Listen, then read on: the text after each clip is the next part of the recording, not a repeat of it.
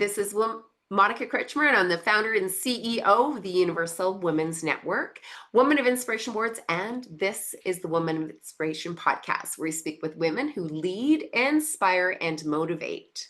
So today I have a very special guest on the show. She is not someone who's only reshaping the conversation around women's health, but doing so with courage, clarity, and compassion. Dr. Jila Senemar is a respected physician, educator, and advocate for women in midlife and beyond.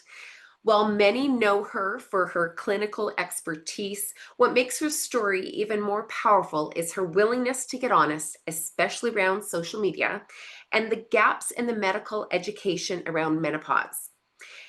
Her journey sparks her deep purpose for midlife and beyond.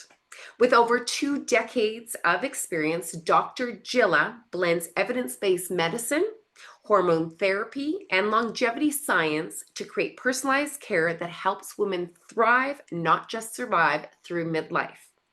She is also a speaker, educator, advisor, dedicated to make women's health a global priority. Now, today we're diving into what all women should know about menopause, how to prepare, the truth about HRT, and how this chapter can be one of our strongest and most transformational yet. Plus, we'll hear what inspires her, her support hers, and how she defines what it means to be a woman of inspiration. So welcome, Dr. Jila, to the Woman of Inspiration podcast. Thank you, Monica, for having me. Excited to be here today and have this conversation. So, what I'd like to start off with all our guests is right, we see where you are today, but I'd like to go back for there's lots of women interested about your career path and your journey. And I think sometimes that gets over kind of people jump over that part. Mhm. And that to me is really interesting, especially for the younger audiences and the younger women listening to how did she get to where she is. So let's start from the beginning. Did you always know that you wanted to become a doctor? Um, yes, actually, I'm a daughter of two immigrants. So I immigrated to the U.S. back in the mid '80s from the Middle East, from Iran. And the goal was for me to, have a different career path than what I could have been afforded back home. So it was more about education and then family, not the other way around. And so my parents really, that was the goal, was to come here to become educated, and that way I could always stand on my own 2 feet and not have to depend on anybody. And that was something instilled within me from my parents, both my mother and my father. And I knew medicine was what I was drawn towards. We had a neighbor where I grew up in Northern Cal, and he was an OBGYN. And I remember spending the summers with him in his office just to kind of see what it was that he did. And anyone who knows anything about OBGYN knows a field is very demanding. You're always on call. Babies come whenever they want to. And, that was always there. I would say, oh, I really enjoy this field. And it was always, well, you're a woman. You're going to be having a family. You're not going to want to leave to go deliver babies. So think about this. Maybe this isn't the right option for you. But I'm one of those who, once I decide this is something I want to do, really, you cannot dissuade me. I'm going to do it. I'm going to do it my way, whatever that is. And I'll figure it out as I go. So I really wasn't dissuaded. So medicine was for me. All through college, I knew that was my path. So I kept going. And, whenever there were little obstacles in my way, I would find a loophole around it. Okay. So I didn't get into a US school. Okay. But I'll go abroad. I don't mind. I'm not going to lose time.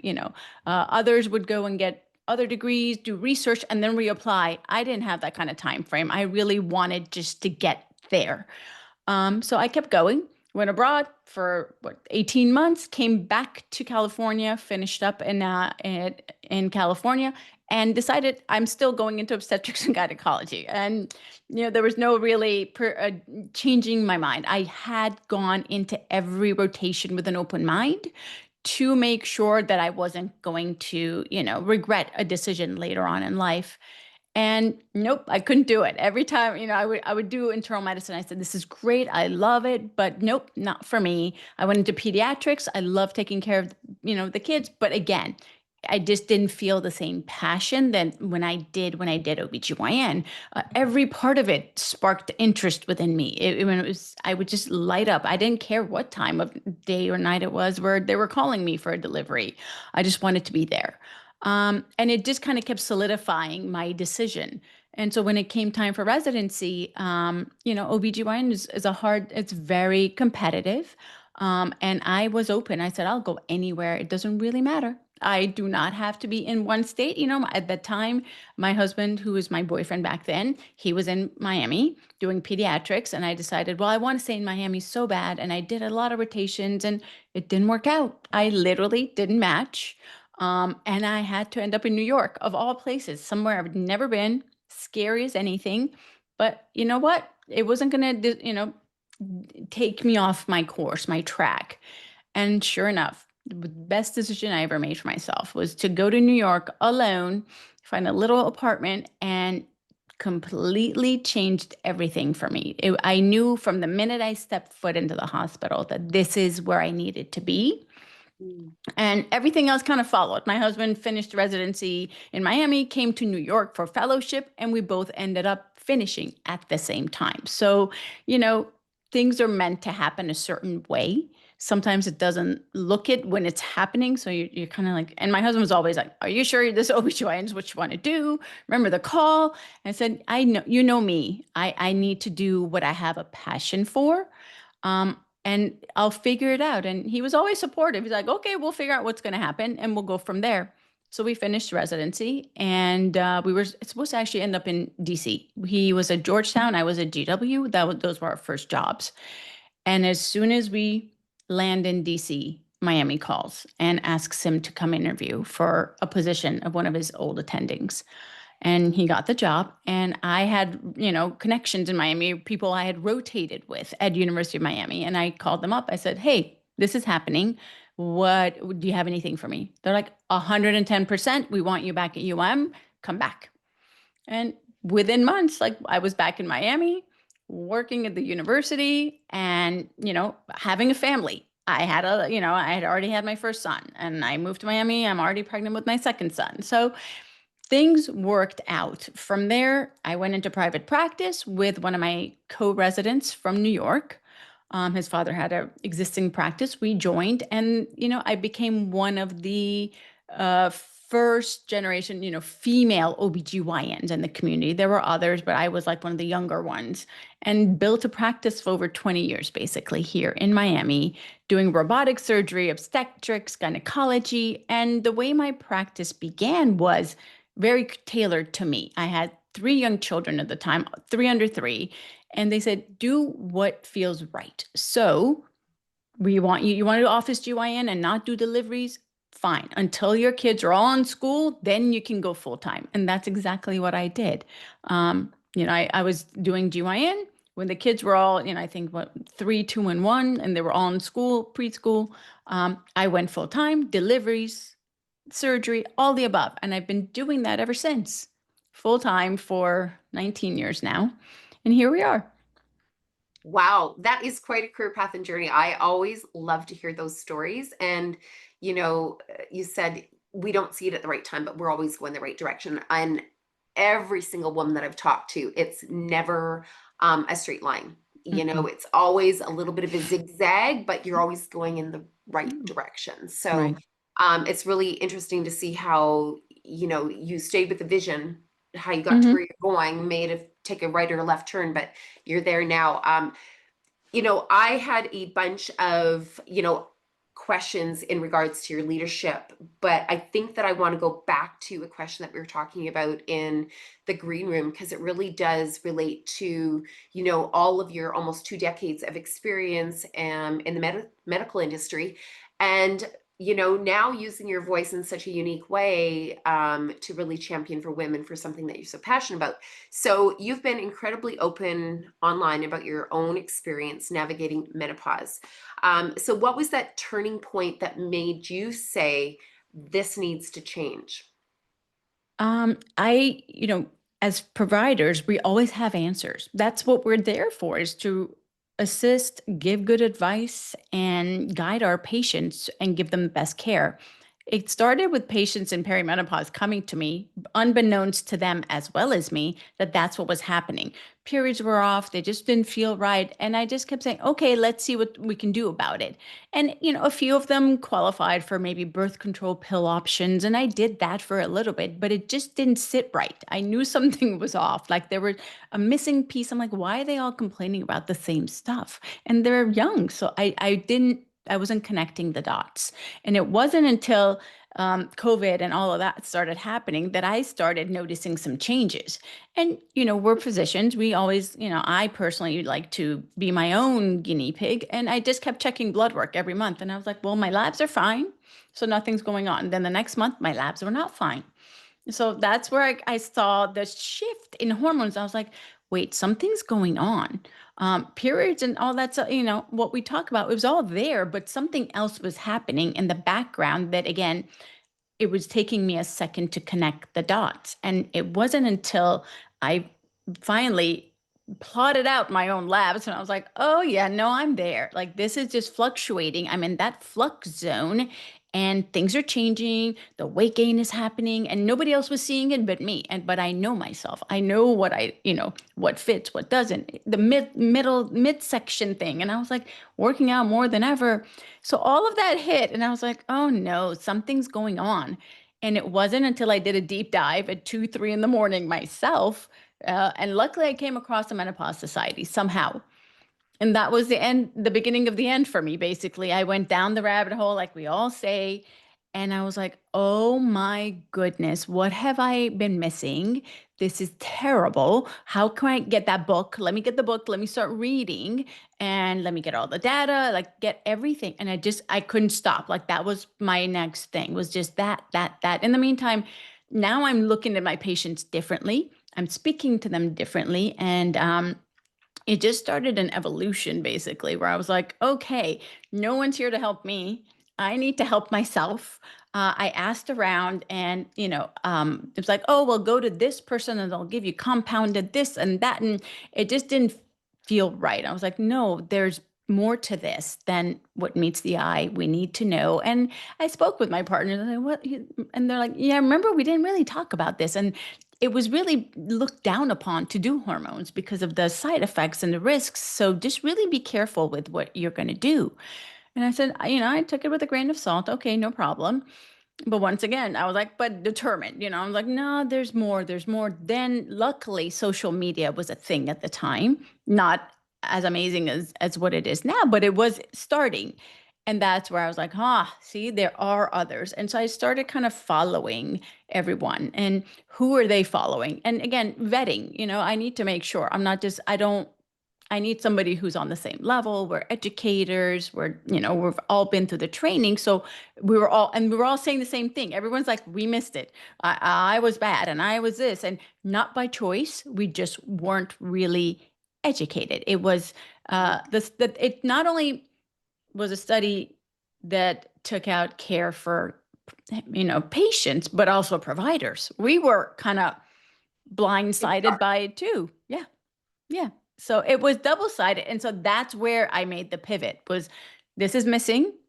No one's doing it. No one in my community is touching it with a 10-foot pole. They're Right, like, because it's so, until no, very it's not good. recently, I mean, with the findings, how the warning labels, we'll talk Yes. about that. I mean, Hmm. It's so crazy. as It's a an lot. educator, you really jumped in with both feet when people Yeah. are like going tread with caution, you have Yeah. your reputation, Yep. so it's a scary zone. I mean, and then there's women like me, and I shared that it wasn't until this past February when I went Hmm. into and met you actually at the Yeah. event. And, at 54, I had probably 75% of the symptoms, but I didn't even Yeah. know because I couldn't even connect the dots. Yeah. All Yeah. I know is that I wasn't really feeling on my game. I wasn't Hmm. motivated, even the motivation piece. I Yeah. thought I was depressed. And I mean, nothing was working. And I didn't realize how important it was until I actually got on the HRT track. And that's where I would love to start and dive into a little bit more like that. Um, so let's talk about HRT. since we're here right now. Hmm. There is so much confusion about it. And I think it's becoming, I mean, the more that we can talk about it, the more that we can, help with that confusion. But when is it safe to start? And when should women be starting to ask their doctors about it? So I really talk a lot about, because I think I'm going to divide it up into perimenopause and menopause, because menopause, we understand it better now, and women are picking up on it. They don't know period, hot flashes, other symptoms. They know now to ask there. The problem is now the perimenopausal women who can be in their 30s, not even realizing that that's what's happening to them. And they have another 10 years to go through this journey. So my biggest focus now is on the perimenopausal women, because I want to make sure they don't fall through the cracks, because they're the ones that are being dismissed left and right and saying, you're too young for it. Yeah, no, you still have your periods. Wait, you don't have a hot flash? So what are you asking me for? You're fine, go home. That's where I'm seeing a lot of problems and a lot of miscommunication, and patients seeking, luckily, second and third opinions. So perimenopause, late 30s, early 40s, you can still have a period, but they're becoming irregular. They're becoming longer, shorter, every 3 months, or you have mood symptoms, anxiety, focus problems that you never really had before. You're becoming more temperamental with your friends at work. You're just not, like you said, on your A game. You're like, something's off and I can't really put my finger on it. Is it stress of life, or is it some, and we tend to, as women, we're just, built that way. I think society has put it upon us where we can do anything and everything, and nothing's going to slow us down. And yes, I'm 41 and I have 3 kids that I'm taking to school, drop off, going to work, picking up, doing after school activities, then going home, making dinner, doing homework. And then now things are falling through the cracks and you're like, what is wrong with me? I need to do better. It's not your fault. It's your body isn't cooperating with you. And it's just because there's an underlying problem going on. So that's really what I want women to pay attention to, and really dig into it and understand it and know that they're not alone. It's not in their head. They don't need an antidepressant necessarily. They need to find a provider who's going to listen to them. And the labs are great. They're a baseline, but they're not the end all be all. It's a baseline. That's what I tell them. I'm like, don't expect it to show me anything crazy. Maybe if there's a thyroid or an iron problem, I'll pick it up, but maybe not. Maybe it is hormonal, and we won't know until we try you out on the hormone therapy and you start feeling better. Then there's your answer right there. So, that's really how I go about it with them. A lot of them are open. They just want to feel better. They just want to be back to themselves so they can do everything that they want to do. So there is, so a woman, like when I was in my, early 40s even, Hmm. or let's say, I mean, you're still in your childbearing years until you stop having a period. So Correct. there is actually no, you can still be on hormone therapy, still have your periods, because that was Hmm. a big thing too. I was told that I had to wait a full year until I hit menopause before I could start taking Start. HRT. Yeah. So I was, literally 54. And then I'm like, gosh, I can't even remember when the last time I had a period is. And all of a sudden, I'm Yeah. supposed to remember that was a year ago. And I try and think back. So what you're saying is that you can actually start that therapy as preventative instead of Yes. proactive, Reactive, basically. Yeah. So reactive. basically, what I tell my patients, especially the ones who are like 39, 40, right? They're done having babies. Either there's a vasectomy or permanent sterilization or something like that. And if it's, we know they're done having kids. Now they're still ovulating, but again, they can get on hormone therapy to regulate their symptoms. Just like when they were younger, we would put them on birth control pills to regulate the cycles. This is a similar concept, because guess what? It's a spectrum. That was Mm. puberty. This is, again, like, they're calling it, millennial menopause, millennial pause. These are the things, or cougar cougar puberty. That was the newest one I've seen Oh out my there. goodness. Oh Yeah. dear. Oh yeah. There's all different terminology for it, but imagine you're on that spectrum. You had those hormonal shifts, when you were going through puberty. Now you're going through it again. as a perimenopausal woman, and this can last between 5 and 10 years. Who wants to lose that kind of time? No one. And people who have lost it, they really are upset with themselves and with their provider that I could have been feeling better like this 5 years ago. Why did I have to struggle like that to get here? And now finally someone's listening to me. And the problem with that is what can happen in those 5 years? You can go through a divorce, you can end a relationship because of not understanding the dynamics of what's happening. You can lose a job, you can lose a promotion, you can lose friendships over this. So it's really more involved than let's just treat symptoms and put them on hormones. It's an overall thing that you have to look at. It's an overhaul. And unless women are educated and know what to be looking for, therefore they can advocate better for themselves, we need to help. That's where it's all at. And so, yes, can they be on hormones at that juncture? 110% they can be. Then they ask me, well, then how long can I stay on this? So that's the next biggest question. So then the answer becomes you stay on it till you go through menopause. Then you technically have another 10 years where you're going to reap the benefits of hormone therapy. And then we decide on a year-to-year basis what you want to do. So my question is, I mean, I in my mom's era, right? She's 80. Hmm. And I just remember her telling me after I got the bone density scan, which was collecting dust because I really thought, I'm healthy. Why do I need that? I had no idea the impact of that as well is, a marker for Hmm. your bone density and your estrogen leaving your body, and you can talk to that as well. But here's what I told her when I got my bone density exam, I was abnormal. And I'm like, how did that happen? Well, then connecting the dots, probably a little bit of hereditary because she's Hmm. osteopenia. But with all the research about the estrogen leaving your body, Hmm. I mean, I wish I would have got my bone density scan done a lot earlier than, Hmm. 54. So I would have had a better baseline. But when I was talking to my mom, she goes, you know what? I wish I knew that information now. She's in her 80s and, she talked about, we call it her woo. Like she says it felt like knives were in her Hmm. woo. And I'm like, looking back at those conversations, nobody could figure out what it was. And it was just like because of her lack of estrogen probably Estrogen. in her Yeah. body. Yeah. And so my mom's era of women had to suffer through that, Right. and it just makes me really sad because their bones are all, like us. Brittle, they're falling. They're Yeah. brittle. You hug Yeah. her, you can hear her. She's tiny. They keep shrinking year They by shrink. year. Yeah. Yeah. So, is there anything that we can do? And I'm just asking this if, Hmm. for the parents of the kids, like our generation, Hmm. our parents, what can they do? So here's the thing, and I'm going to go back to the U.S. Preventive Task Force, and they're the ones who kind of set the guidelines of when testing should be done.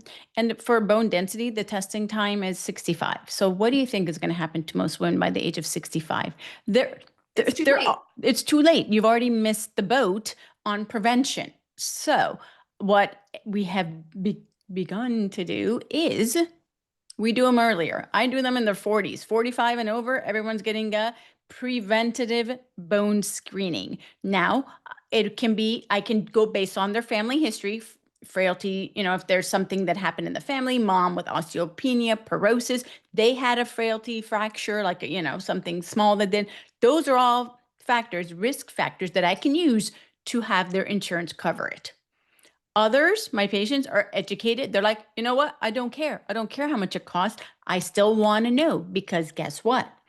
What we have a lot of guidelines from the Menopause Society, and the one that they have specifically for hormone therapy is vasomotor symptoms and osteoporosis prevention. So, hence, a patient 44 who comes up with a little bit of osteopenia, that's the biggest patient I need to jump on and say, hey, even if your symptoms aren't terrible or you're still having a period, we need to have a discussion about hormone therapy to optimize you. So that way, this osteopenia stops in its tracks.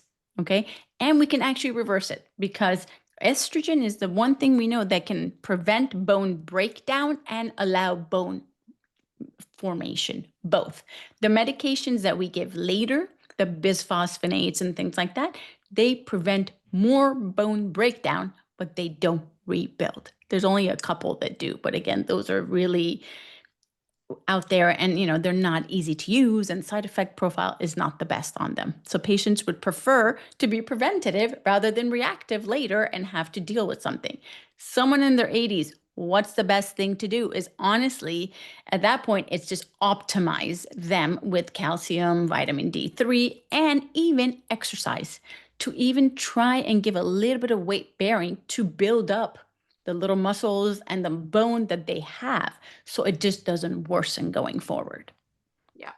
Well, I got to tell you, my mom's a real follower to the T, Dr. Mhm. Jilla, and she's out there swimming, doing all of Yes. her stuff, and even plucking her weeds. And probably the worst Yeah. advice I've heard somebody tell someone is, don't do anything because you might Yeah. fall. I Fall. mean, Yeah. No. anyways, so thank you for that. That's really helpful. So to recap, when women, for all the women that are listening, really important, what should they be going into and asking their doctors if they're sort of in that perimenopause stage? Mhm. They should go in and honestly have a candid discussion with their provider about their symptoms and how it's affecting their daily quality of life.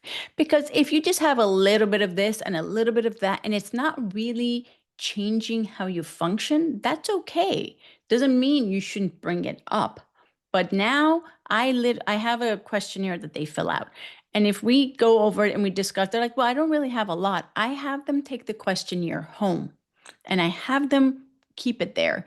And once the symptoms start happening in the next maybe 3 to 6 months, it may happen, then I have them start ticking it off. And I tell them, if this starts to fill up, you need to come back.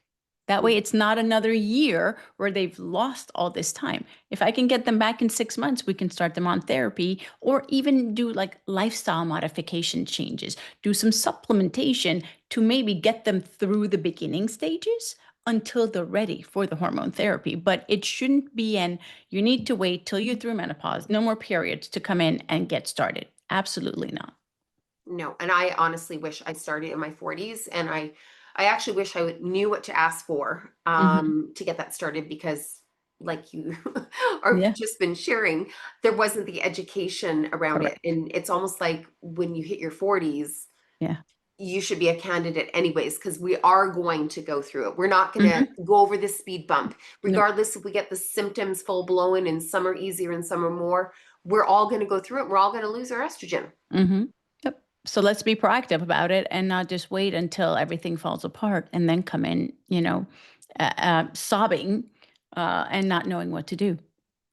So I want to talk about the importance of tracking the periods. And I thought, oh, just one more thing to add to my to-do list. So what kind of things can we learn from tracking our periods? So remember, the period, the cycle itself has different phases to it. So there's a follicular phase, and then there's the ovulatory phase, and then, your luteal phase. So what you can learn about your body, and most women actually, when they're in their 20s and 30s, they're not that in tune to what's happening. I think it takes having a child or even being a little older, then you kind of tune in and you're like, oh, I think I ovulated. I think I know when that was. They start picking up on the cues. So, what I like patients to do is keep track of the cycles. How far apart are they?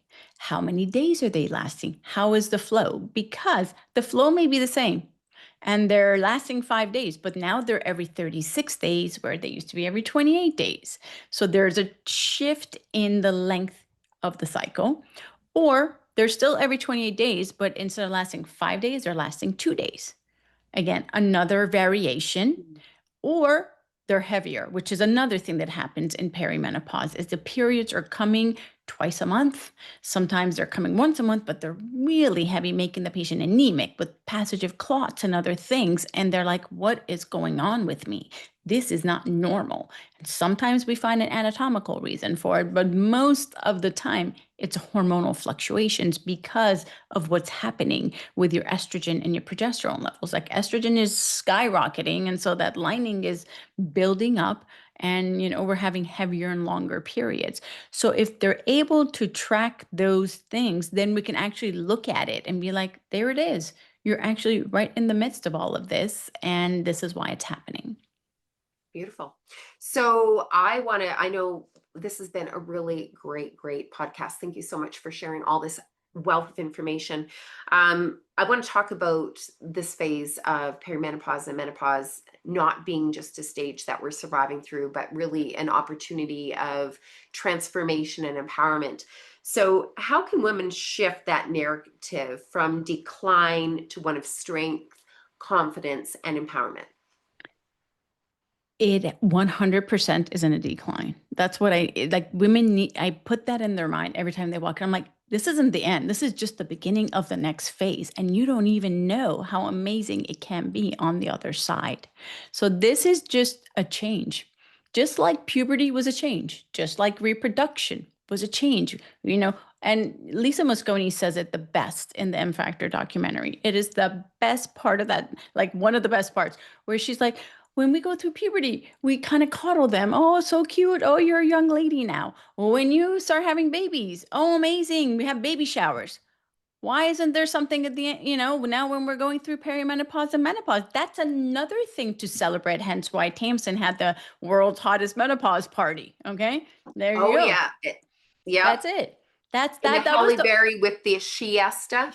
Exactly. That's the whole point, is we need to celebrate this next stage. We are becoming different, better versions of ourselves. We are becoming unapologetic. We're going out there and moving barriers, and shifting narratives. And this is where it's at. This generation of women, we're not going down without a fight. We're not those quiet people. We're going to question everything. And you know what? And that's why our daughters and they're not going to struggle through this. They're going to have it all figured out for them by the time they get there. My kids know. I have two boys and my daughter's 19. They know all about this. They're very well versed in perimenopause and menopause because they've been hearing me evolve and change and go through all of this. And they're like, oh no, we know about this. And they talk to their friends about it. And the friends are like, I think my mom, something's wrong. Yeah, your mom needs to go see my mother because yeah, she's going through menopause. And they're educating their friends at the age of 20 and 21. That's what we need to bring out. And that's why when women tell me that, they're like, oh, I think I'm just done, I'm like, oh no, we're going to have a talk. Right? I literally said, I'm more of a psychologist coach these days. I'm like, no, that is not appropriate. You have a lot. I'm like, what is wrong? Nothing's wrong. Everything's good. Financially, they're stable. They have a great relationship. Their kids are healthy, doing well. I said, so what's the problem? Well, I just don't feel right. Okay, we're gonna get to that. But I want you to understand that this is not you. This is your body. It's missing something. And now we just need to kind of, put it back in and make you feel like yourself again. And I have to say, it is pure magic. It is game changing. And for myself, night and day, Mm-hmm. like Mm-hmm. literally night and day. I was just like, I ran to the door, got my bone density, and I got an HRT right away.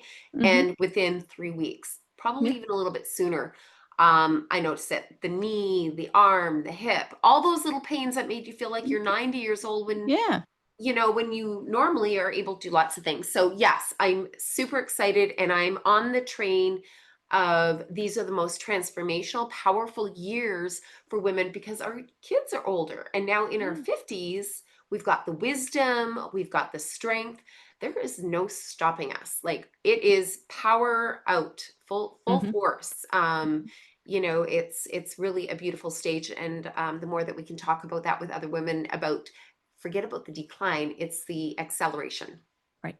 Right. And again, discovering something new for yourself. Like, how do we know what's out there? Honestly, this path for me, it just kind of just evolved. Like, I wasn't looking for anything in particular. It was just a matter of let me do the right thing by my patients and let me get the education I should have to provide the best care for them.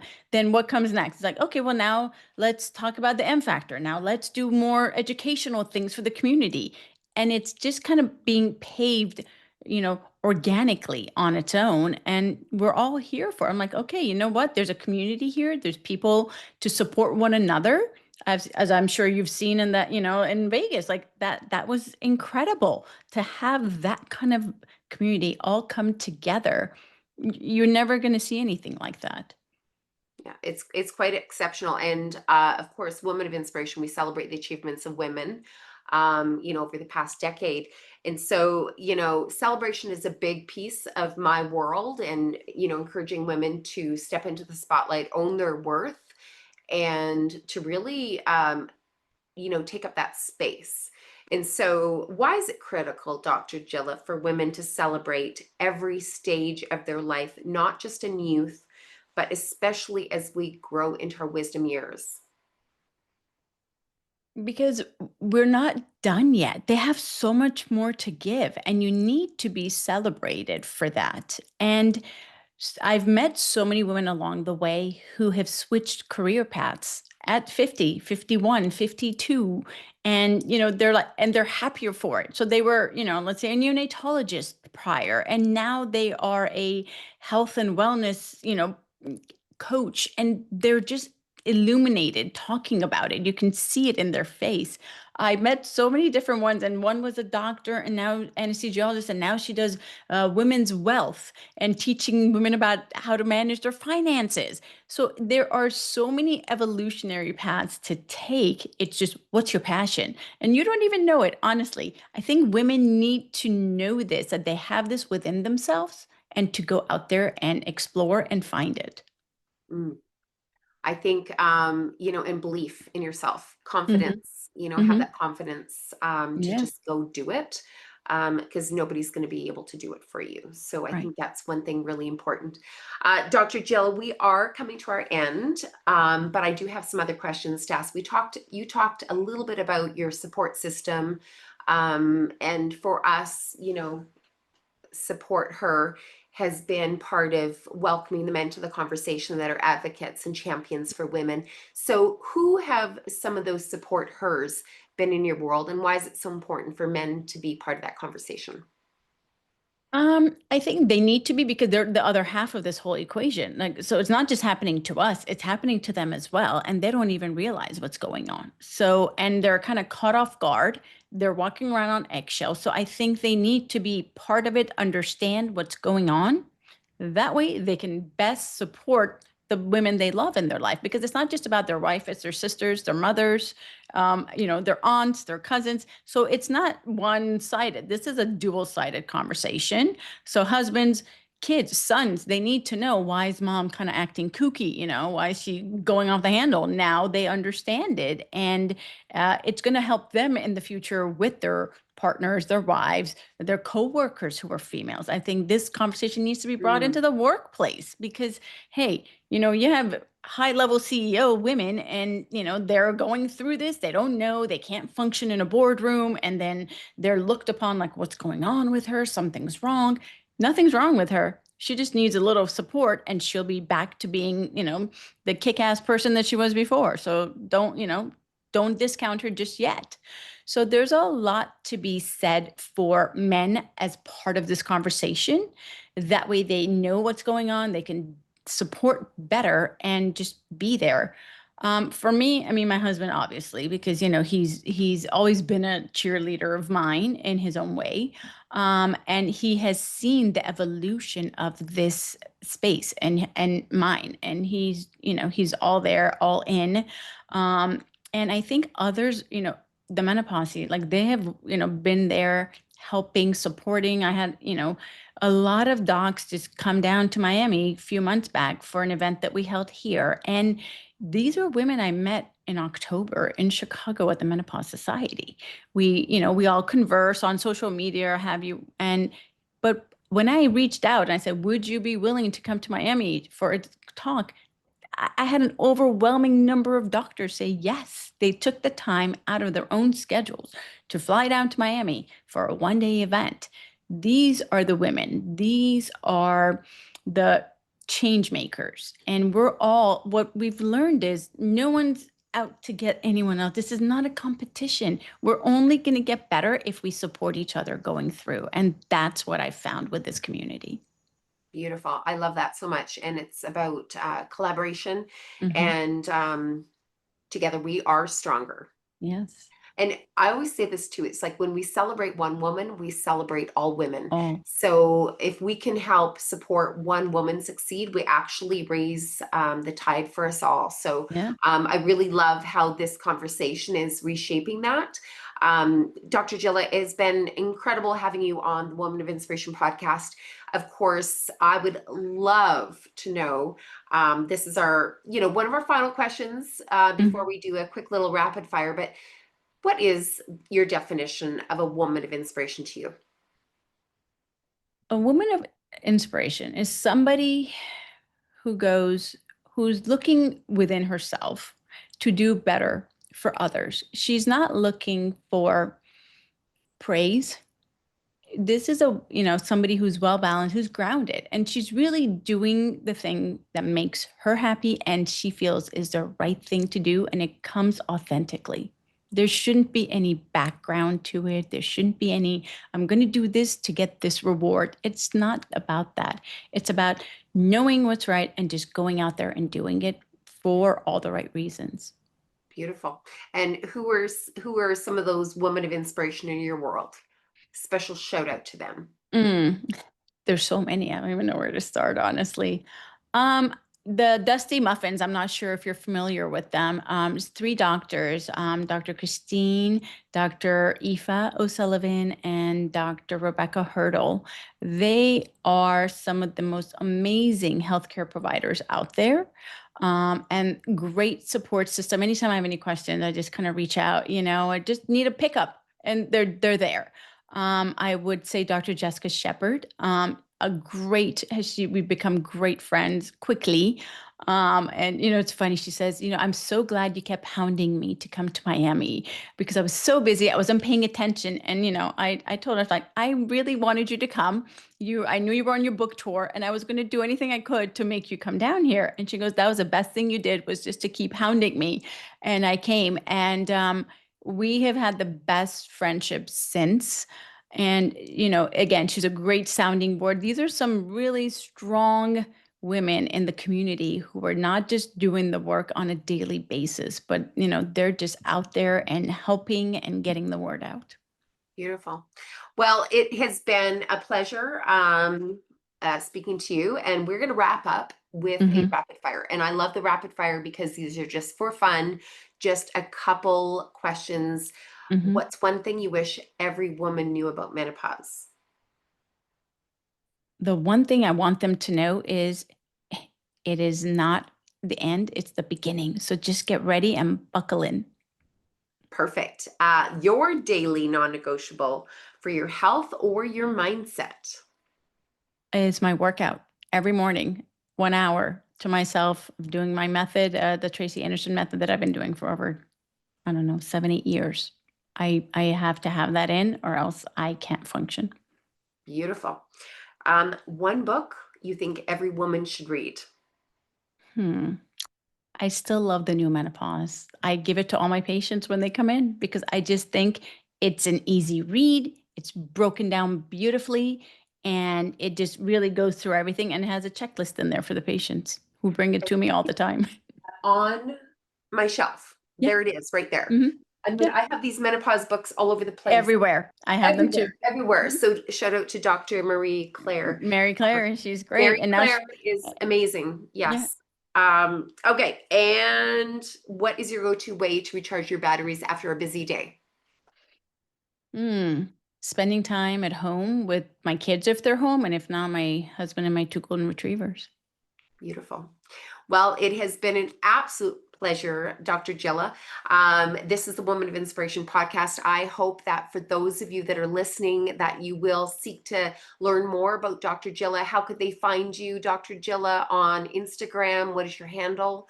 On Instagram, it's Dr. Jila Senemar, just my name. They type it out and it's there. And I'm on there, trying to help and educate as much as possible.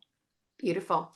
And for those that are listening, I hope you found this conversation helpful, place market. And if you found something that was valuable, we say please share it with the world, share it broadly. We need to spread this message. And of course, thank you so much for joining us on the Women in Inspiration podcast. We say women of inspiration don't wait for opportunities, we create them. So thank you for creating this opportunity and this conversation with me today, Dr. Jila, and I look forward to seeing you very soon. Thank you so much for having me. It was a great time. Thank you. You're welcome.